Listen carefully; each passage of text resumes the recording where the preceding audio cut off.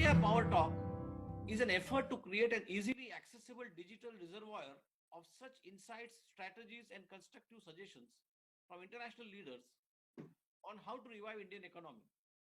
We would be inviting entrepreneurs, economists, professors, investment bankers, scientists, lawyers, chartered accountants, and professionals having experience from diverse sectors. And it is amazing to find that only 5 sectors make up this overwhelming proportion of our GDP and of our population. The first and most important is digital businesses.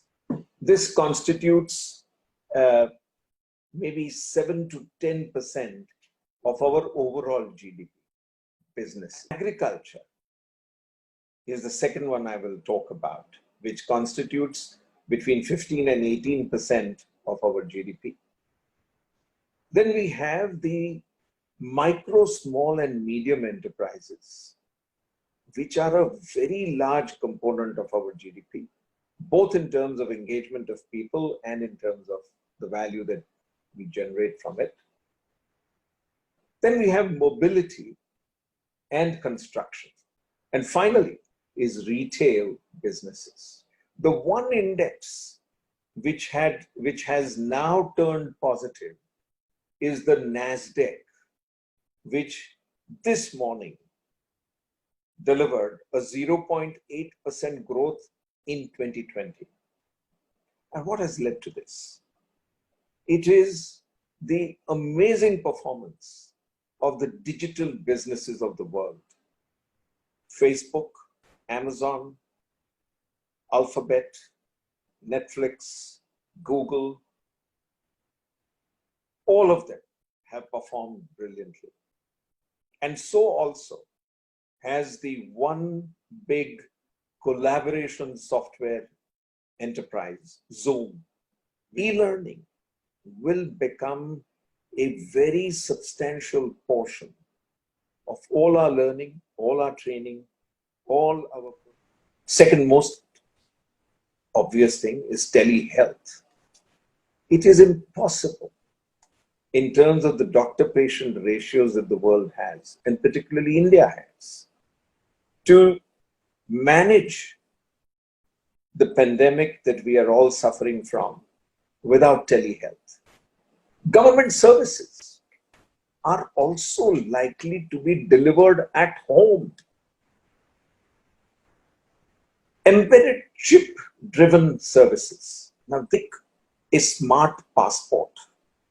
If you have an IoT chip embedded in it, then it would automatically record all your movements in and out of a country. Things that can be delivered if land digitization is finally accepted and put into practice.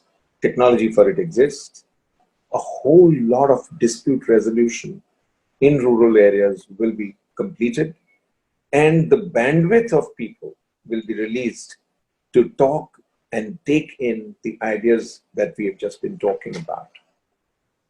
Imagine that with the food grains and with the plentiful harvest and the plentiful availability that we have, we can open up community kitchens in, let's say, 100,000 locations across the length and breadth of the country.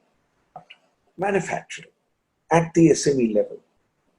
Today, technology has made it possible to buy additive manufacturing driven machinery at affordable costs. We require the embracing and the adaptation of the movement towards alternative fuels, whether they are biofuels or methanol or ethanol or electric vehicles, battery-driven power, hydrogen power, whatever. This is now a crying need. India has the chance to become the #1 player in the automobile industry if at the entire supply chain, a continuous machine learning and AI-based engine, which will pull out the demand impulses, pull out the requirements of customers in every location, feeding back down to the last mile hyper-localized supply points from which we need to create far more trust. We need to create simplicity, stability, safety.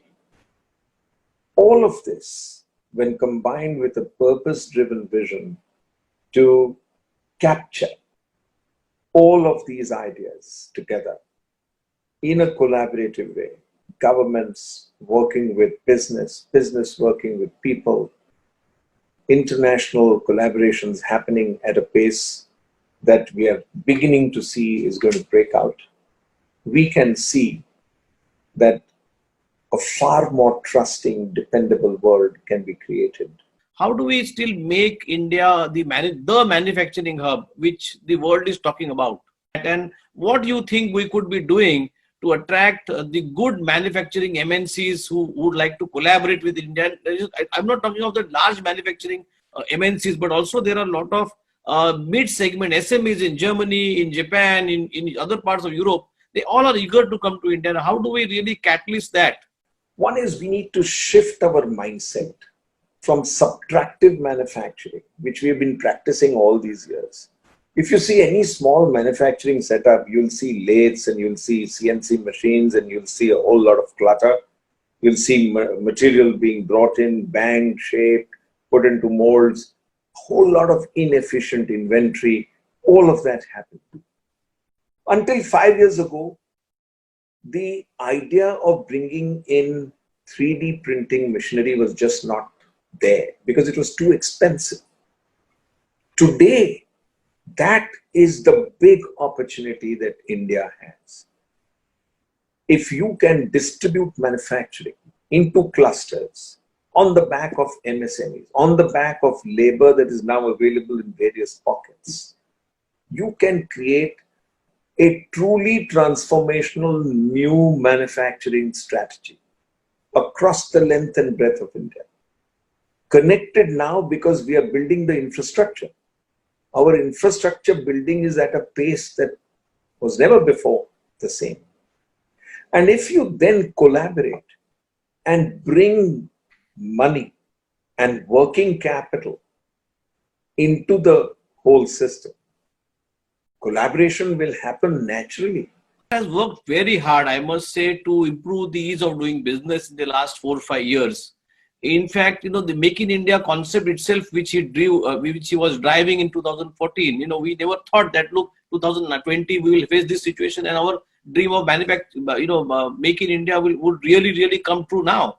There to say that, look, we have all the regulations put in place. We have a perfect regulatory system or regulatory regime to embrace the foreign investment. So I always believe and say that as a student of law and as it's a work in progress. And we will need to adapt, we'll need to modify, we'll need to evolve on this stuff. Like any other country, it is not only in India. I guess most of the countries face this, and we have also evolved a lot. Can we do something more to pursue? Yeah. As yes, we are ready in terms of regulatory framework to receive the foreign investment and go to the next level. No, Nitin bhai, you are so passionate about it, so I'll say only 3 things. Why can we not have a freezing of all our tax laws for 5 years? Today, we can make the entire regulatory process digital, 100% digital. Why can we not have that as one single simple mission? It will bring huge amount of FDI to India.